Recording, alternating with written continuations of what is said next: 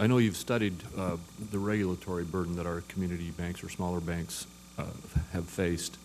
Could you give us any, just comment on what your conclusions are with regard to whether we have too excessive a burden right now, or whether we need to fine-tune the approach that we've taken? Right. So, I mean, and this is an important issue, and it's important to frame it appropriately. And I think there's a minimization problem that we're trying to solve. So we're trying to minimize regulatory burden on institutions, especially when some of the regulations were designed to impact the largest, most complex, and internationally active institutions. So clearly there is a minimization problem that needs to be solved here. But there is a constraint, and that constraint is safety and soundness. Right? So framing the debate in that way, it's important for regulators to use their flexibility, as is granted by Dodd-Frank, to offer exemptions and tier these regulations appropriately.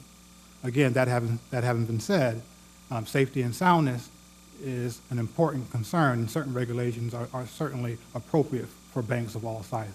And so that starting to have that dialogue, I think, will be appropriate in determining where we can tier and right-size some of these regulations.